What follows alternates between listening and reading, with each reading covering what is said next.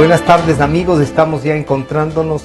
Saludos a los amigos y amigas de la 920 AM, la radio de la gente, y a nuestros televidentes de Democracia TV. Estamos con el ingeniero Alejandro Martínez, es el presidente del Consejo de Cámaras de la Producción.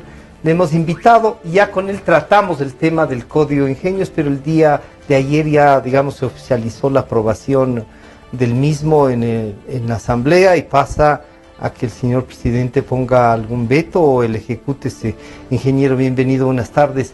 La primera reacción a esta aprobación, ¿lograron ustedes incluir algunos temas? ¿No se trataron? Pese al esfuerzo que hicieron, la Asamblea tenía una visión y esa es la que ha primado. ¿Qué podría decirnos? Bienvenido nuevamente, buenas tardes. Francisco, gracias y buenas tardes. A ver, este Código de Ingenios lo hemos venido trabajando casi 2 años. Lo hemos venido trabajando tanto desde el sector flores, porque nos envuelve mucho el tema, como del sector del Consejo de Cámaras de la Producción. Ha habido algunos otros sectores que han estado involucrados, como es el caso de software, como es el caso de la Cámara Ecuatoriana Americana, y algunas otras cámaras y asociaciones que también ya empezaron a entender al final ¿de qué se trataba y qué problemas nos podía traer. Yo te diría que en un buen 80% se pudo hacer ciertos cambios, algunos de forma, otros de fondo, pero son cambios minúsculos, ¿no? Es decir, no son cambios, porque son cambios articulados al fondo del problema del código, y básicamente es que el código deja con una amplitud demasiado excesiva para la ejecución de la ley. Puede hacer una interpretación.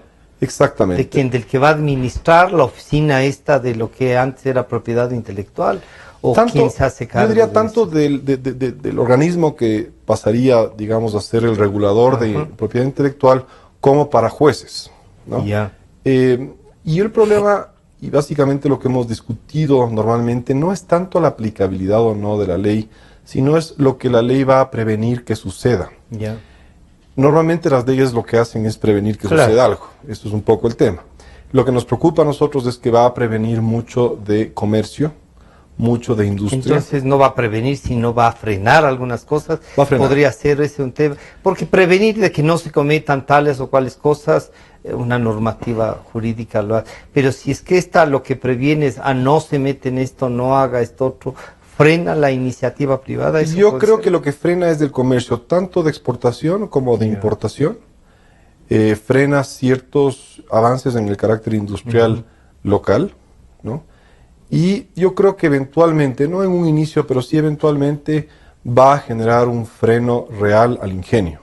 Porque esa persona que está creando, cuando ya comience a ver la aplicabilidad en sí de la ley, es decir, los efectos reales de lo que implica la ley, probablemente va a sentir cierta desmotivación al respecto, probablemente no va a hacer registros en Ecuador, va a hacerlos en otra parte, con la finalidad justamente de buscar una protección más efectiva a su creación. Eso, por un lado, es peligroso, ¿no es cierto? Es decir, por un lado... Que dejamos de tener la patente nacional como la patente, ¿no? hoy día si uno piensa en patente nacional, creo que está un poquito pensando en el siglo XVIII. Uno debería pensar ya, o debería apuntar a que sea una patente mundial. Porque la patente mundial básicamente te da algunas facilidades para poder justamente generar, yo te diría, el fin de un creador, que es, sí, por un lado es cumplir una necesidad de un grupo de la humanidad o de toda la humanidad, y por otro lado obviamente es vivir de eso. Y desarrollar, claro, una forma de trabajo. Porque si uno no vive de eso, pues no sé. Claro, si él es el que crea, su trabajo es crear y por lo tanto tiene que vivir de eso. Algunos legisladores asambleístas han dicho que esto fue aprobado en virtud como una especie de solicitud de la Comunidad Económica Europea para que no tenga problemas el tema de la firma del acuerdo de comercio. ¿Se puede juntar las dos cosas o no? No, yo diría que más bien dentro del código, dentro de las versiones previas al presentado en el segundo debate, la Unión Europea hizo algunas observaciones, me parece que eran 10 o 11, no estoy seguro, y entiendo que esas 10 o 11, si se trataron cambiaron, para poder cambiar. Pero obviamente estábamos hablando de la versión anterior, no de la versión actual. No sé si es que hay ahorita un comunicado oficial o no por parte de la Unión Europea previo a la firma del acuerdo comercial. No creería yo que esto va a impedir que se firme. Yo creería que la Unión Europea y los Estados Unidos sobre todo van a insistir, una vez firmado el acuerdo, en generar cambios que yo diría que más de carácter de que estén dentro del acuerdo, yo diría que son de carácter de cumplir con los acuerdos que el Ecuador es adherente previamente. UPOV y algunos otros de la OMC, lo de códigos y lo de patentes mismo, ¿no? Sí. Que están en algunas... y el Ecuador es adherente, entonces no es que puede mañana hacerse loco. Sí. Pero ¿y eso no hay algún empate? ¿No habrán hecho un trabajo de justamente no romper los límites de los convenios y acuerdos internacionales que el Ecuador ha suscrito y ha ratificado en la mayoría? A ver, se suponía que sí, pero yo creo que en algunas cosas como que se han hecho un poco los locos, ¿no? En este caso. A ver, hay un tema, hay varios temas, pero uno de los temas críticos que yo, por ejemplo, dudo que la Unión Europea o Estados Unidos lo acepte, es, por ejemplo, el hecho de que dice ahí una patente que está registrada en el mundo, pero que no está registrada en Ecuador, tiene una licencia obligatoria. Licencia obligatoria significa que se abre básicamente no el conocimiento, sino la explotación de ese conocimiento. Entonces, eso lo adoptó Brasil hace un tiempo. Está en muchas discusiones Brasil y con algunos otros países, inclusive.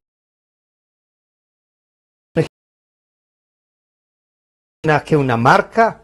¿O tienes una marca internacional y viene acá que no estaba registrada, que alguien la podría tomar? Eso es más difícil, porque la marca registrada normalmente tú la puedes patentar en cualquier parte del mundo de manera global. Y ahí sí se tienen que respetar esos derechos y el Ecuador es adherente a eso. Pero, por ejemplo, el caso más común, ¿no es cierto?, es medicina. ¿Ya?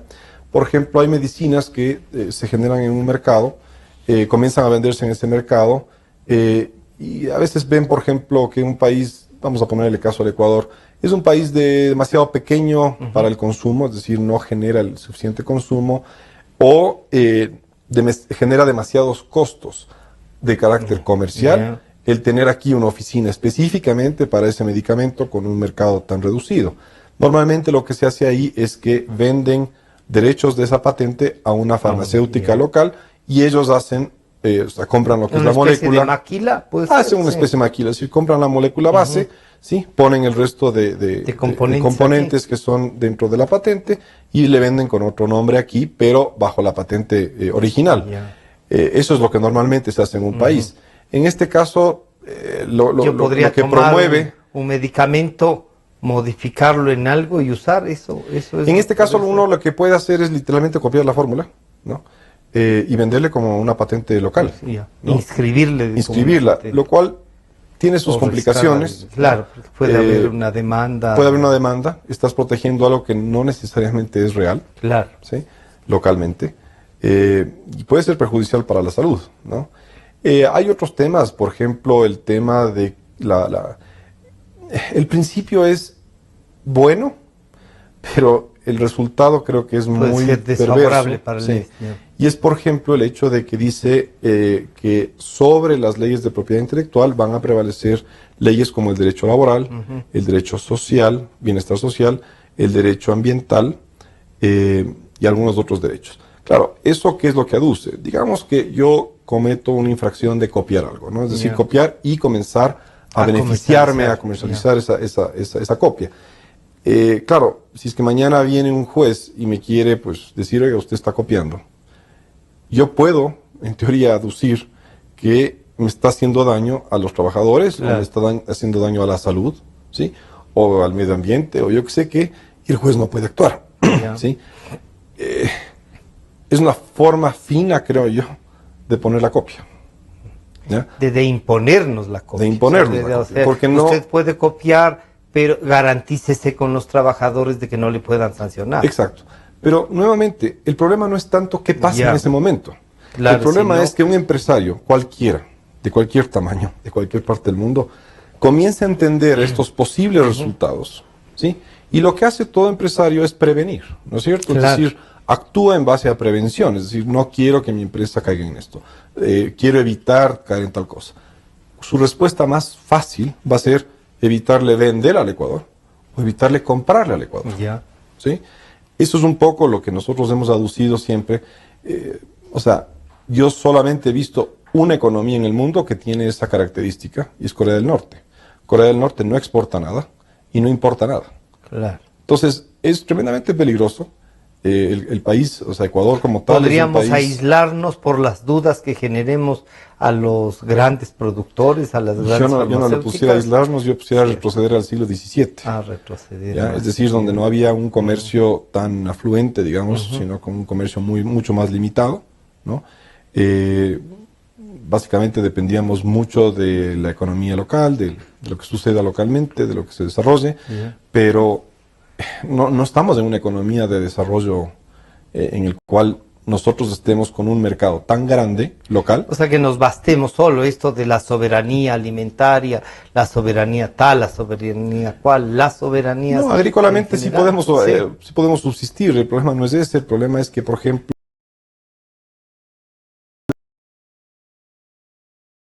no tiene un mercado al cual desarrollar un producto nuevo, al cual meterle una considerable cantidad de dólares para poder, digamos, suplir esa necesidad de Y mercado. generar además la riqueza para que el país avance. Porque no es cuestión de mantener un trabajo y alguna cosa, sino que el país pueda producir y generar ingresos, ¿no es cierto? A ver, al final del día es lo que nos interesa, ¿no? O sea, Alejandro, y en el tema ha seguido más de cerca, en general el código lo han seguido ustedes, pero en el tema de las flores, el tema de las regalías, todo eso, ¿ustedes lograron que el código recoja las propuestas o no?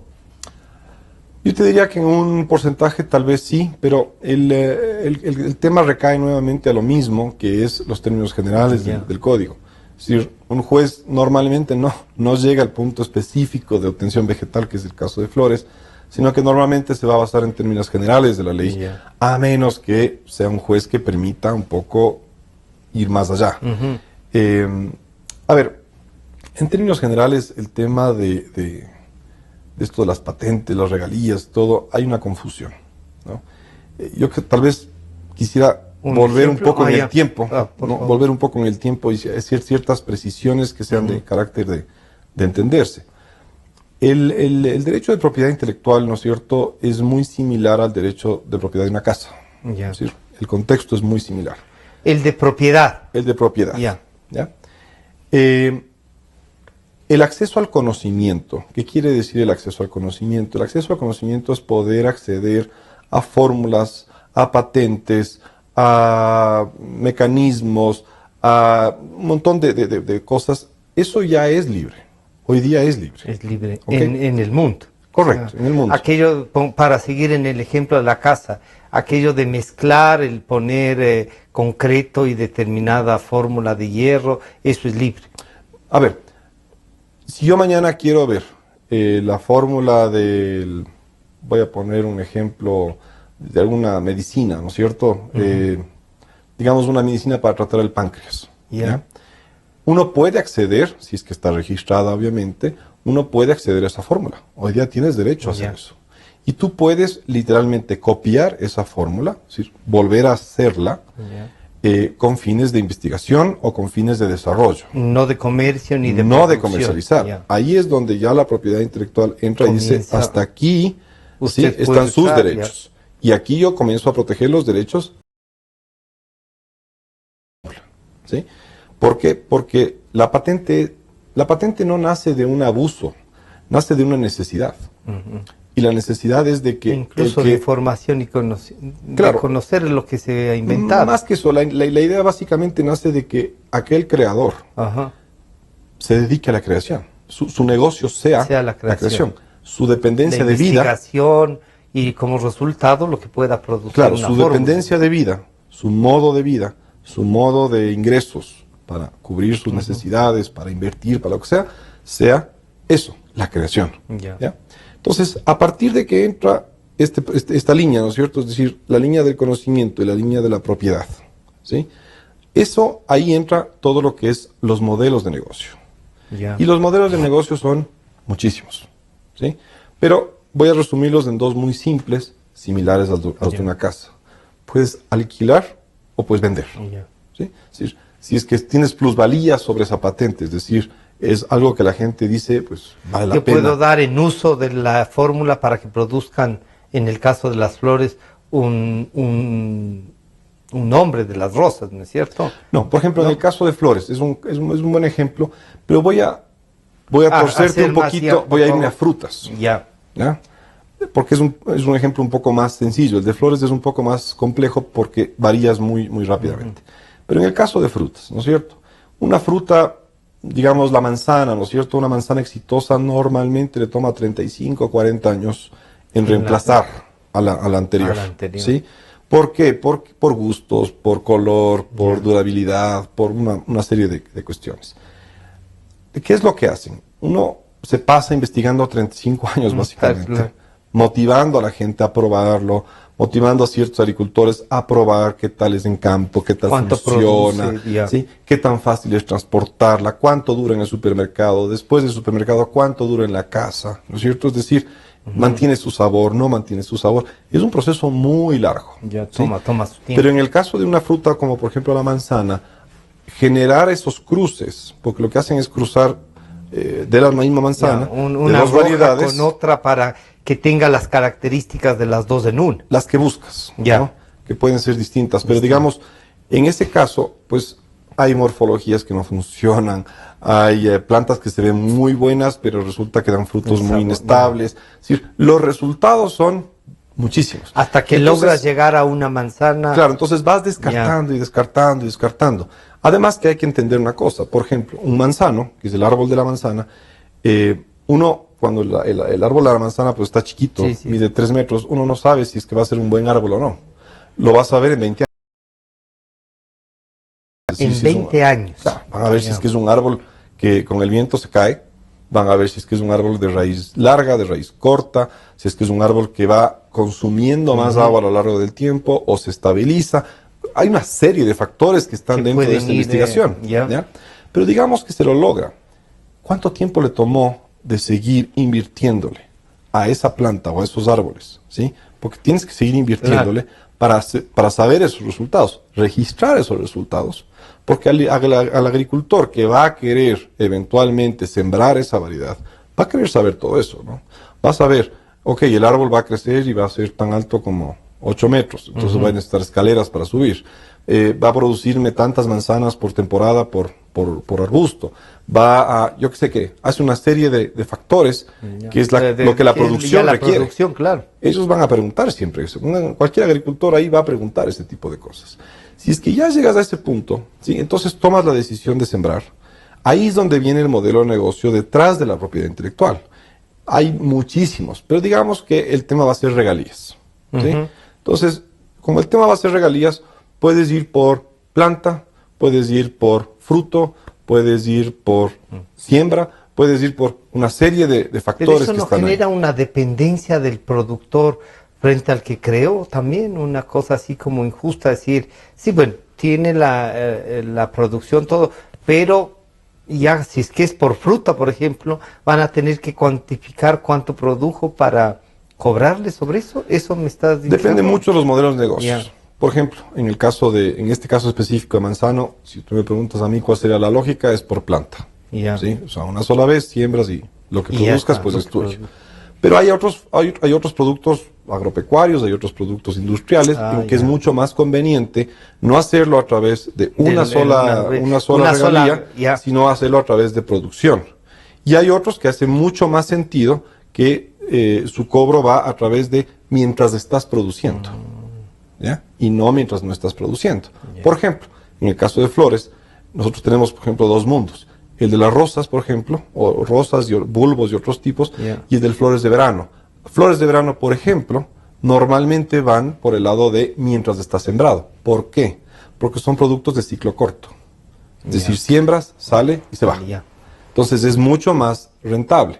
Porque si tú pagas la regalía al inicio, El Claro. costo de inversión es alto, es el costo financiero de la inversión. Ya. ¿sí? Te Entonces tienes es un preferible costo. pagarlo a lo largo de un tiempo, terminas de cosechar todo eso, ya tienes que voltear ese terreno, ¿sí? Y se acabó el tema. La papa es similar a eso, ¿sí? Ya. Porque es de ciclo Claro, corto. es de ciclo corto ¿ya? y tienes que ir Entonces, depende mucho el modelo de negocio productor para aplicar el modelo de negocio Y de entonces, regalía. ¿no será, Alejandro, que esto es lo que ha hecho el legislador, en virtud de tantos modelos de negocio que hay, dejarle una aplicación más o menos amplia, general, para que sea el juez un poco más equitativo Lo que pasa es de que en el administrar? código no se está entrando. A ver, el código A hace un dos detalle. cosas que son errores. Confunde Ya. el término comercial de la propiedad intelectual con el término fundamental de la propiedad intelectual con Sí, el término claro. del conocimiento. Ya. O sea, le hace a los tres en uno. Es un moldeo Mezcla. híbrido ahí que es difícil de comprender. Entonces, por ejemplo, ahorita yo, con un solo ejemplo, como la manzana, Claro. te di tres probabilidades De negocios. Y de pago, además, que claro. es netamente comercial. Pero ahí yo te iba a decir en el tema del manzano, por ejemplo, si yo compro la planta, ya no la estoy comprando con todo este trabajo hecho anteriormente. A ver, hay industrias o hay... Es un buen ejemplo en el que, por ejemplo, esto era una complicación terrible. Claro. La mayor parte de floricultores tenía que coger un avión, irse un mes a Europa y ir a escoger planta por planta, básicamente, comprar plantas, traer las plantas, importar las plantas, La planta, sembrar como la tal, sí. planta, sembrar la planta y esperar que no se muera. Y el resultado era otro al esperado. Ya. ¿Por qué era otro? Porque estamos hablando de otro clima, estamos hablando de otro tipo de agua, estamos hablando de otro tipo de suelo. Y eso costaba $3.50 por planta. Hoy día, Ya. la mayor parte de hibridadores están en Ecuador. O sea, los productores están aquí, Los hibridadores, Ya. que son los que generan variedades, las variedades. ¿sí? Están aquí. El productor va, como ir a un supermercado, ¿ya? Ya. Y comienza a ver, y comienza a preguntar las preguntas que yo te estaba formulando Ajá. antes, como qué tan atractivo o no atractivo es para plagas, Y si es que tiene alguna muestra, cuánta alguna agua te ahí. consume. ¿Por qué? Porque le estás viendo en cultivo, Claro. le estás viendo en la realidad. Ay, ¿no? ay, ay. Cuánto dura en florero, quiero ver las pruebas de envío, cómo funciona en destino, etcétera, etcétera. Entonces comienzas a tomar decisiones. ¿Sabes cuánto cuesta ya la regalía aquí en Ecuador? No, $1. $1. O sea, bajamos de 3 a 1. De 3 a 1. Es una Porque se instalaron aquí los obtentores. ¿se llaman? obtentores o hibridadores. Porque fue un avance muy significativo. ¿En pos de qué? En pos de ayudar al mercado, ¿sí? Pero respetando los derechos de propiedad intelectual. ¿Por qué es importante, Sí, sí. proteger los derechos de propiedad intelectual? Parecería que es de esto de gente un poco especial, que no se entiende, y no es así, ¿no? No, es gente que se dedica a hacer esto, Ya. ¿sí? Es gente que le apunta a, ojalá A me generar, salga, claro. ¿sí? Ojalá me salga, que tiene un buen olfato a saber qué variedades probablemente vayan a ser exitosas, ¿sí? Y en el caso de flores es mucho más rápido. Estás hablando de una variedad en moda te dura 5 años, 6 años, Ya. no 35 no, como en el 35, manzano. ya. Entonces es mucho más interactiva. Ahora, ¿qué pasaría si es que mañana nosotros decimos, oye, pero qué injusto, el productor se pasa pagando regalías, que no lo hace, tiene todo este embrollo de contratos y todo atrás, lo justo sería que no paguen. Ujú. ¿Ya?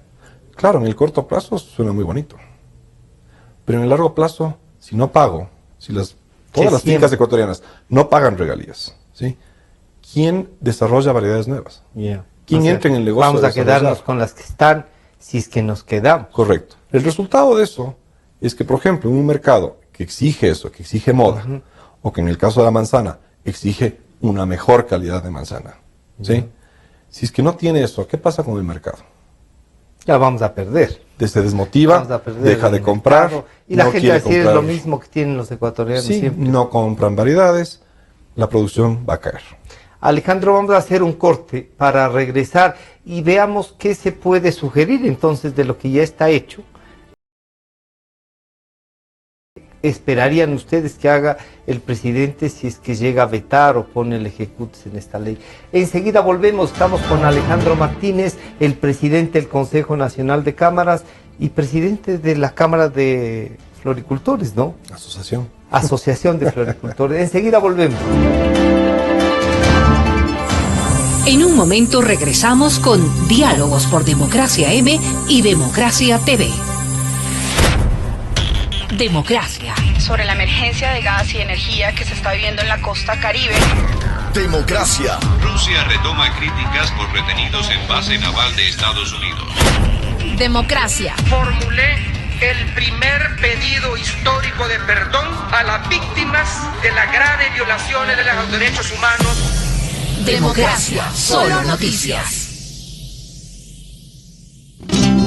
Sentimos lo que la gente siente, amor, desamor, alegrías inmensas. Decimos lo que la gente quiere, pasión, discusión, democráticamente. Democracia, la radio de la gente. Democráticamente, la radio de la gente. Democracia, la radio de la gente. Democracia. Desde el Distrito Metropolitano de Quito, Cadena Democracia, la radio de la gente. Francisco Rocha está de vuelta con Diálogos por Democracia M y Democracia TV.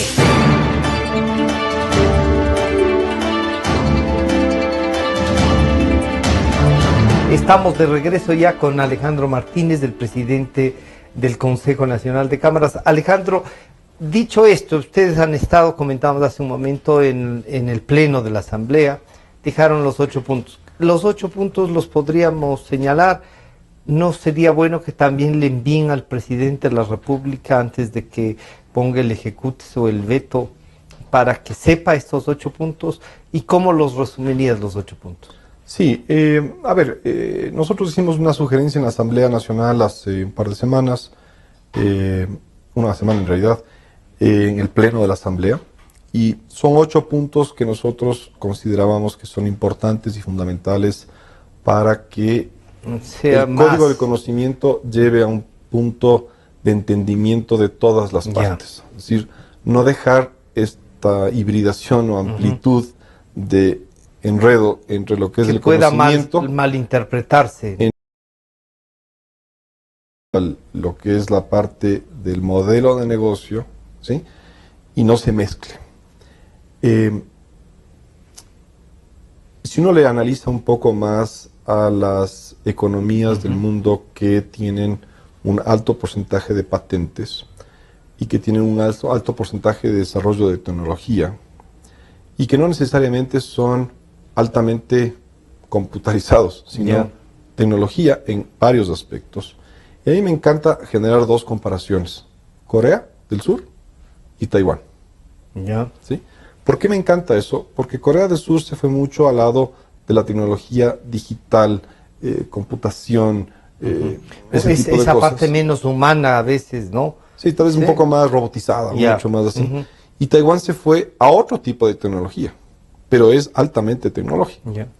Y si uno hace un análisis hacia atrás, es decir, hacia mucho más atrás. ¿Quiénes se han desarrollado Los más? dos hicieron una cosa súper interesante, y es que todo lo basaron en base al comportamiento humano. ¿Cuál es el comportamiento natural humano frente a la creación? Hicieron un modelo que debería yo patentarlo, pero no lo hago así de esa manera porque creo que es interesante explicarlo. Hicieron un modelo I, ¿ok? Imaginemos una I mayúscula. ¿Ya? Una minúscula. I mayúscula. En la cual tienes 3 ejes fundamentales. ¿Ya? El uno es el nivel de protección de la propiedad intelectual. El más alto posible del mundo.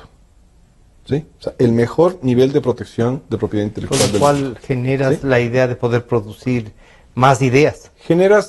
Das el mensaje de confianza a todo creador local e internacional que el nivel de protección es el más alto que existe. Es decir, aquí sus derechos los protegemos al 100%. Eso pasó en Taiwán y en Corea. En Corea, en las dos. Sí. Se podría decir que las dos en eso estaban igual. Sí. O sea, esa es su motivación. Si uno lee las leyes, lee el transcurso de la ley, esa siempre ha sido la motivación. El segundo plano, que sería el inferior, es el nivel de acceso a ese nivel de protección. El más bajo que puede existir en el planeta. registrar una patente, mantener una patente en Taiwán y en Corea del Sur es realmente barato.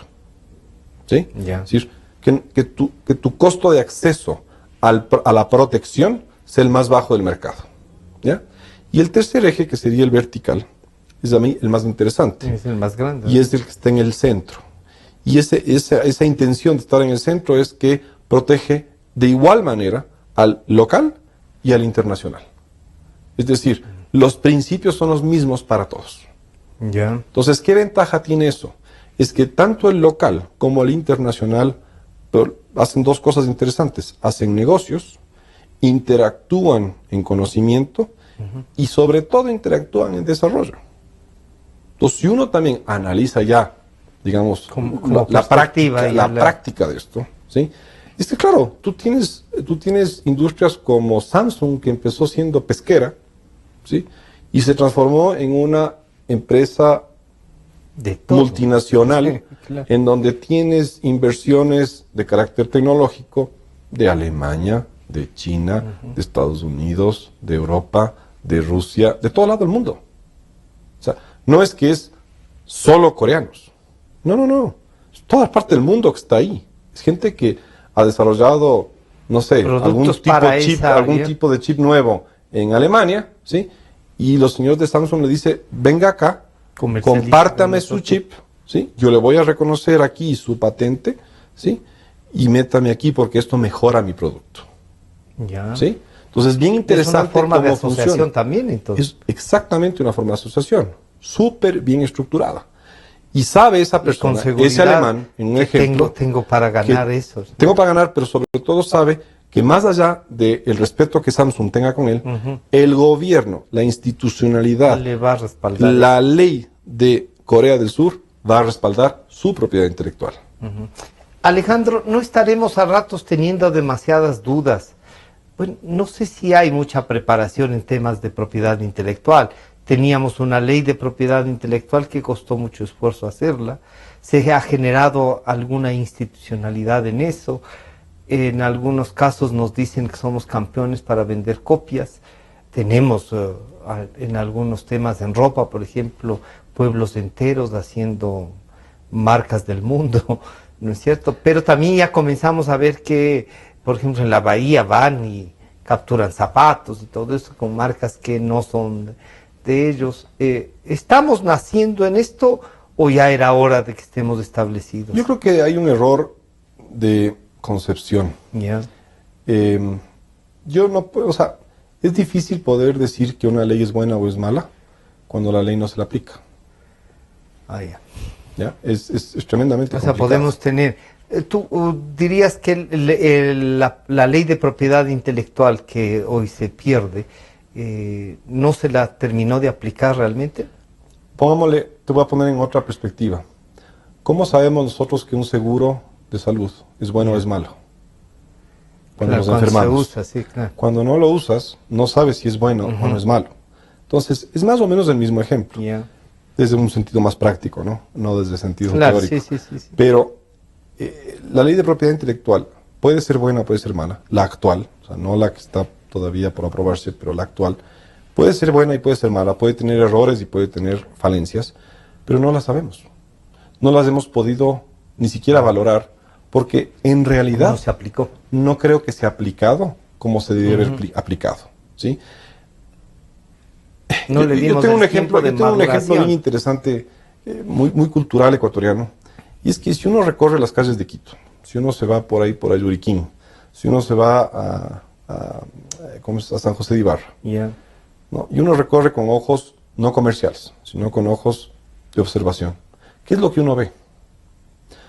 Yo tengo una cosa impactante, a mí me encanta ir a San José de Ibarra, pero uno entra a San José, a la primera calle, a la principal, y ve unos lindos muebles. A San Antonio, entonces. A San Antonio de Ibarra, perdón. Yeah. Entras y ves unos lindos muebles, ¿no? Modernos, chéveres, muy bien hechos, la calidad excelente. Dices, qué lindo. Preguntas los precios, toda la cuestión. Sales, vas al siguiente almacén y ves el mismo mueble. Sí. Con la misma calidad. Si te vas al tercero, ves exactamente el mismo con la probablemente misma calidad. Ya no hay la diversidad que antes había. No hay diversidad. ¿Por qué no hay diversidad? Porque lo fácil es comprar. Ahora, ¿qué es lo que pasa? Yo me he fijado también en el comportamiento de los consumidores. No les interesa comprar, porque es lo mismo. Entonces, en el caso, por ejemplo, de San Antonio de Ibarra, que son artesanos de muy buena calidad, lo que quieres es innovar. Lo que quieres es ser más atractivo, no por el precio, sino por lo diferencial. Lo que pasa es que si haces mañana un mueble, te ven y al día siguiente están haciendo casi todo el pueblo el mismo. Segundo ejemplo, Ayuriquín. Ya. ¿Ha visto alguna tienda ahí, Francisco, que no te venda melcocha? Claro, bueno. Todos te venden melcocha. Yo a veces hago la broma. El que se ponga una cafetería en Ayuriquín se va a forrar de plata. Sí. Porque no hay una cafetería en toda Ayuriquín. Es una broma que estoy haciendo, pero claro, es más o menos de eso el tema. Es decir, no sé por qué culturalmente en el Ecuador tendemos a simplemente copiar. Es decir, alguien sale con una buena idea y la solución es copiar. Claro. En lugar de hacer algo que compita, pero por diferenciación, no por precio. Pero Alejandro, por ejemplo, te doy uno hacia el sur en Salcedo, los helados de Salcedo.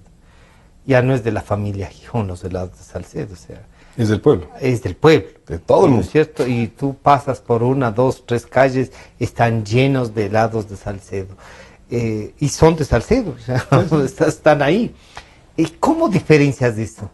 No, y es que eso es un capaz que ahí dice, no venda helado. No, es que la gente va por los helados de Salcedo, no va a tomar café ahí. La gente iba por los helados de Salcedo por la familia Gijón. Ya. Luego se volvió un tema de que podías pasar por la carretera. Podía pasar por todo lado. Y ya no es ni el mismo sabor a veces, y la gente sí puede ser, pero eso. El principio al que trato yo de llevarte es que, o sea, la copia en general es copia. Es copia, y la diferenciación es el precio.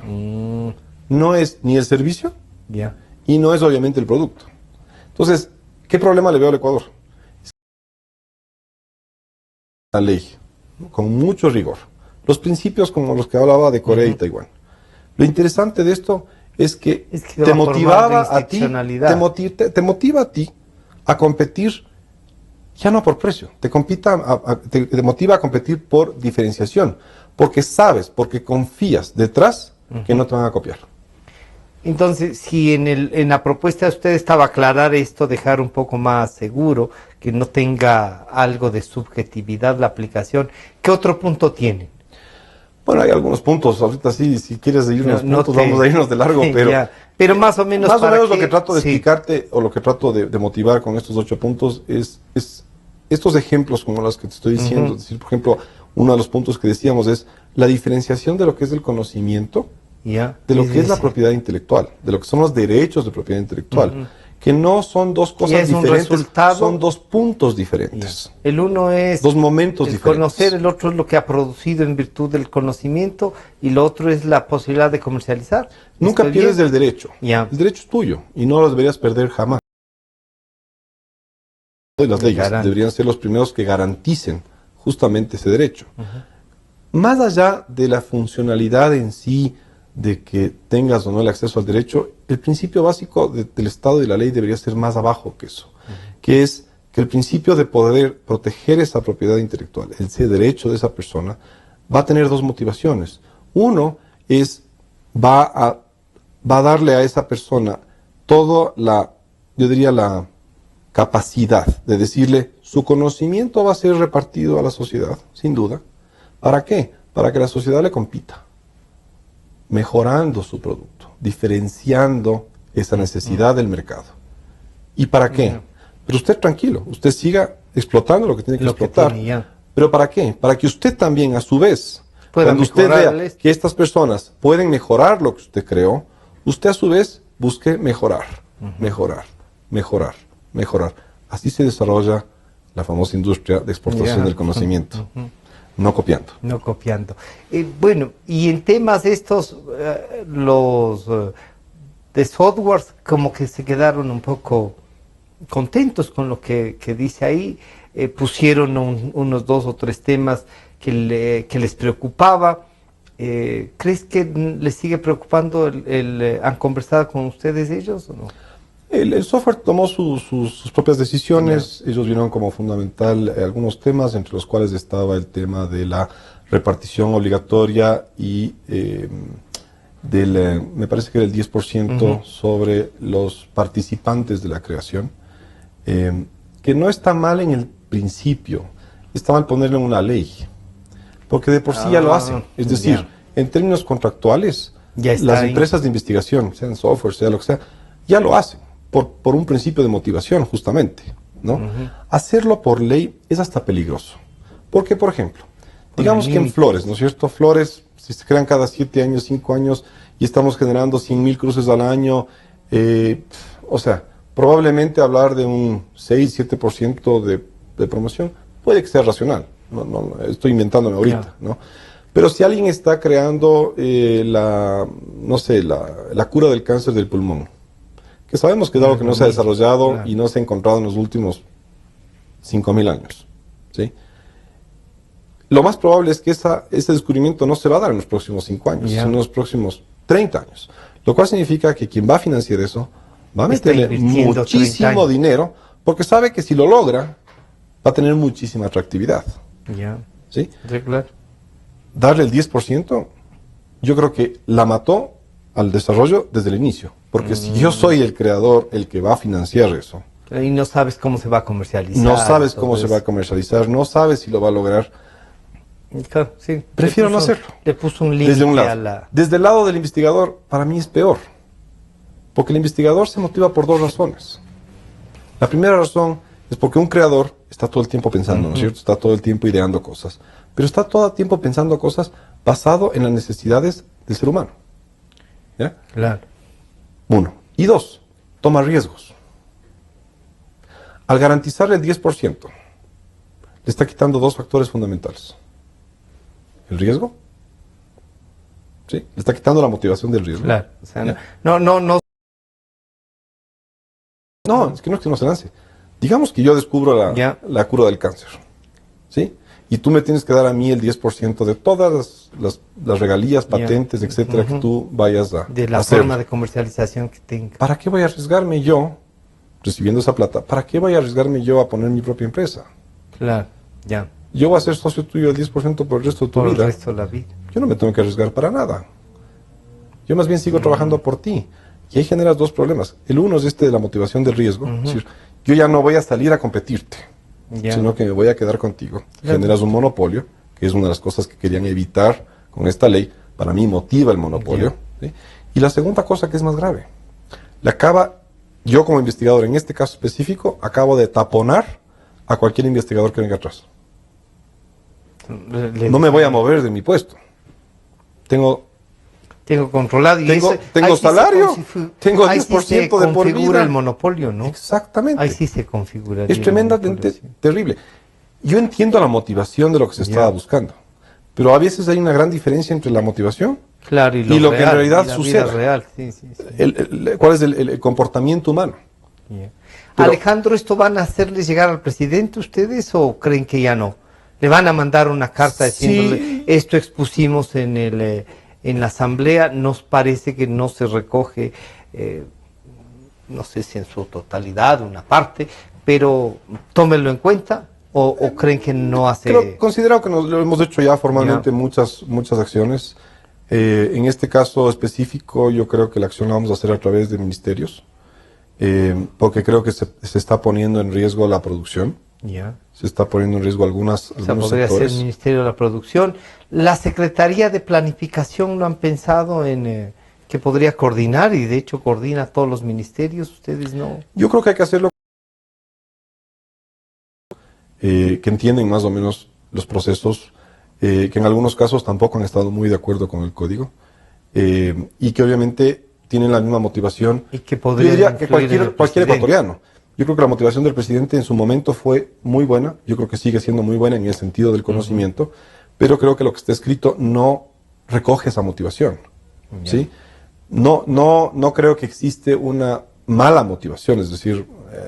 no es para atacar a alguien. No es para hacer daño. Es intentar arreglar algunas cosas que estaban pendientes. Yo creo que tiene una motivación, pero nuevamente, y repito, a veces esas motivaciones descritas no necesariamente generan esa motivación por el comportamiento humano, sino tal vez frena. Yo creo que el peligro del código es que va a frenar justamente estas cosas. Y como te digo, viendo un poquito el análisis hacia futuro, las primeras afectaciones van a ser al comercio de exportación y de importación. La segunda va a ser a los procesos industriales del Ecuador. Y la tercera, eventualmente, a los ¿En qué creadores. caso sería lo de importación? ¿En todos? Le pongo el caso más claro. El caso de los teléfonos, por ejemplo. ¿Ya? Aquí tienes un representante o tienes, digamos, la responsabilidad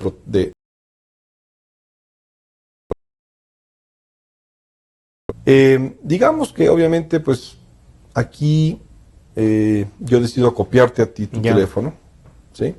Y tengo mi personal y todo, y vuelvo al mismo ejemplo del inicio, es decir, los derechos laborales, los derechos sociales sobre el bienestar de la propiedad intelectual.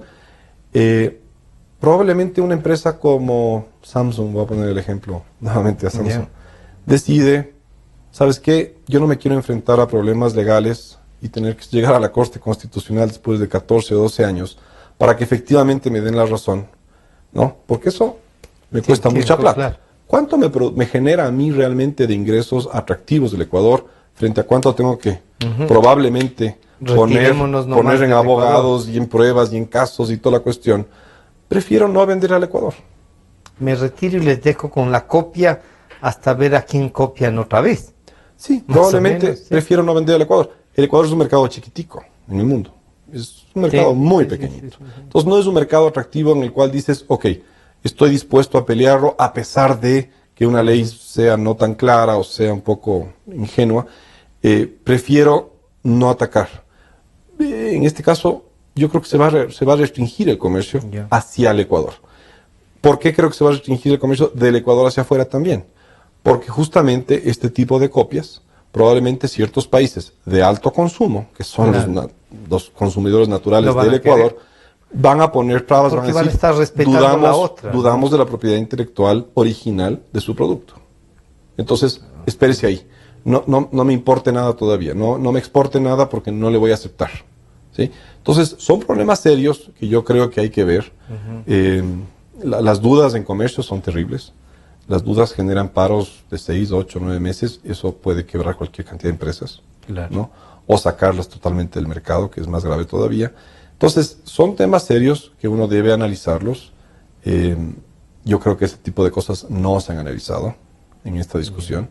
Se han analizado temas más simples, pero no estos temas que son más profundos. Son profundos, son serios. ¿Sí?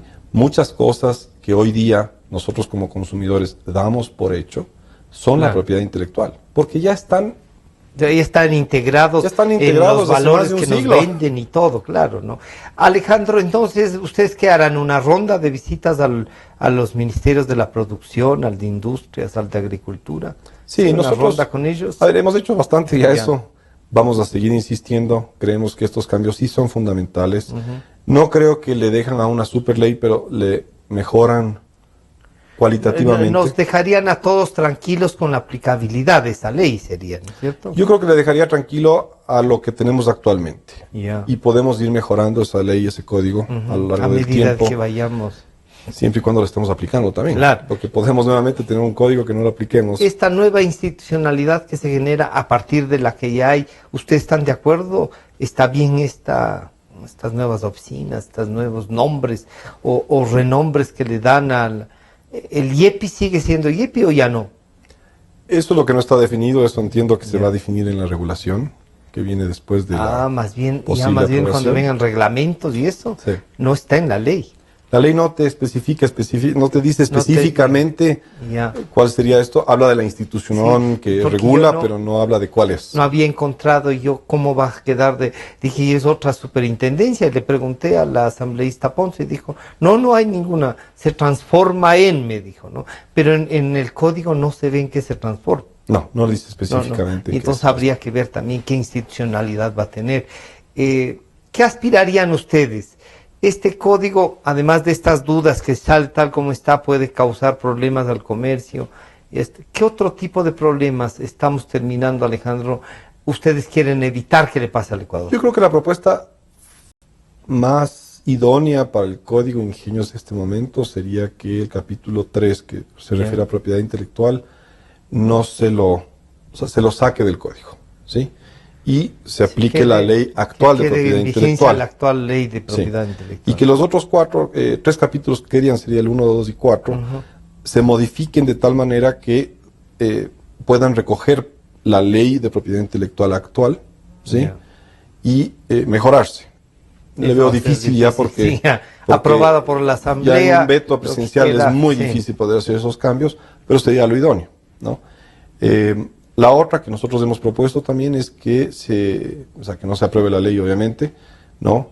Que le demos un tiempo perentorio de 2 años a la ley actual vigente, pero con una aplicabilidad real, digamos, real. Que se aplique, ¿no? Que la institución ejecute la ley y defienda a lo que está ahí en esa ley. Sí, que la ejecute, pero a rajatabla.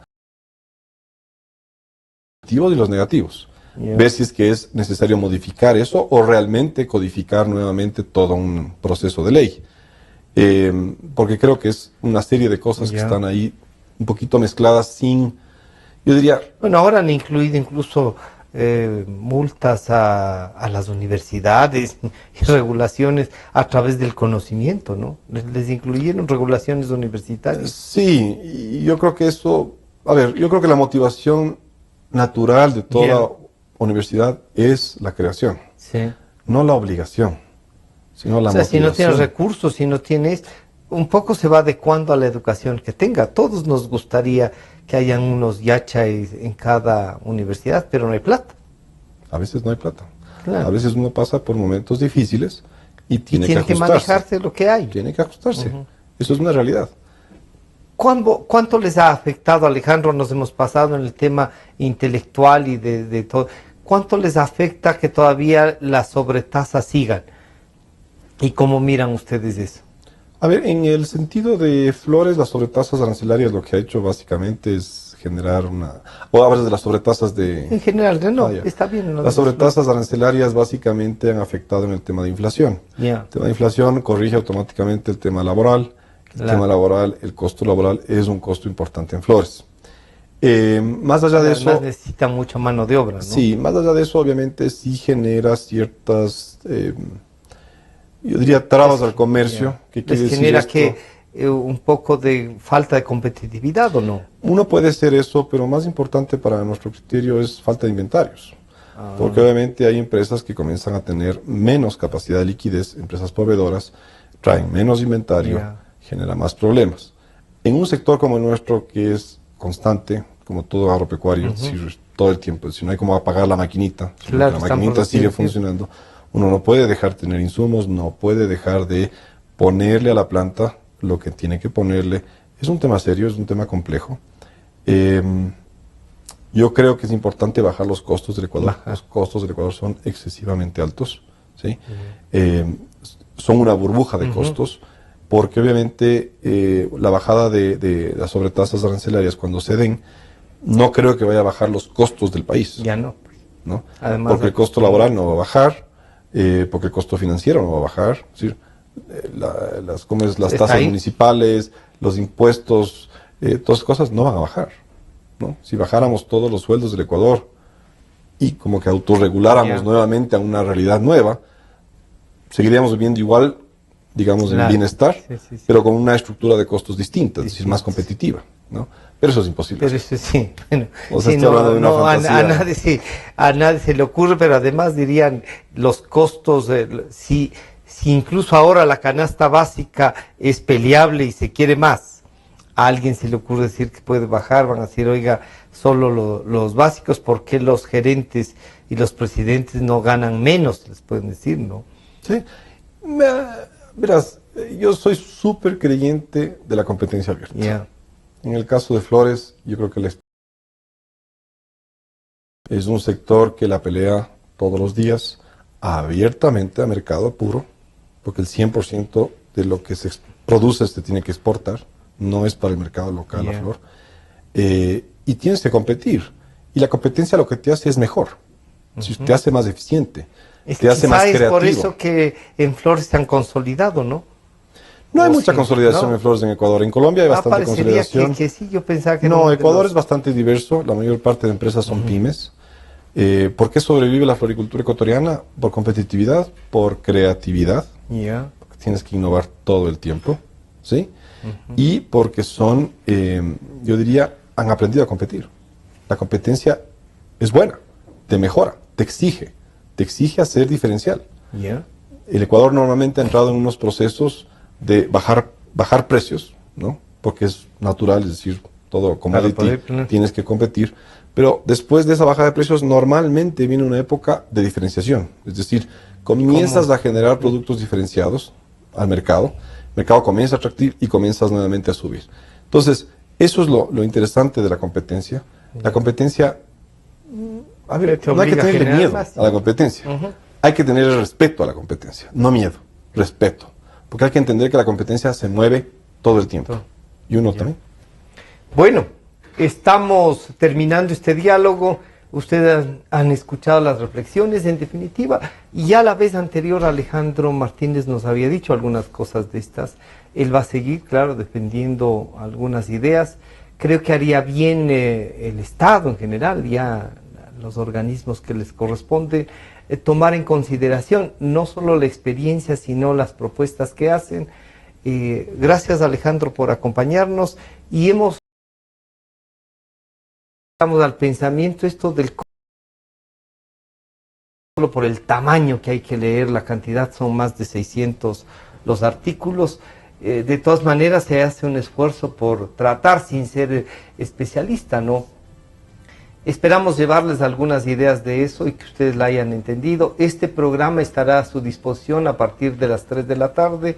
Agradecemos a Alejandro Martínez, presidente del Consejo de Cámaras y de la Asociación de Floricultores. Nos estamos encontrando el día de mañana con gente de la Universidad Católica sobre Hábitat 3, que se desarrollará el 17, 18 y 19 de octubre.